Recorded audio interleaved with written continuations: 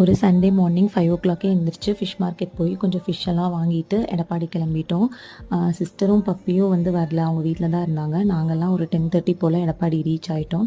இந்த வீக் வந்து அங்கே தான் நம்ம குக் பண்ணி சாப்பிட போகிறோம். அதுக்காக மத்தி, கட்லா, ரோகு இதெல்லாமே எடுத்துகிட்டு போயிருந்தோம். ஃபஸ்ட்டு வந்து மத்தி மீனையும் கட்லாவையும் வந்து ஃப்ரை பண்ணுறதுக்காக நான் மேரினேட் பண்ணி வச்சுட்டேன். இதுதான் நான் மேரினேட் பண்ணி ஃபிஷ்ஷு. சைட் பை சைடு அம்மா வந்து சிக்கன் பிரியாணிக்கு வந்து ரெடி பண்ணியிருக்காங்க. இது வந்து ஆல்மோஸ்ட் தான் போட போகிறாங்க இப்போது. அதுக்கப்புறம் இது வந்து ஃபிஷ் குழம்பு வந்து ரெடி பண்ணி வச்சுட்டாங்க.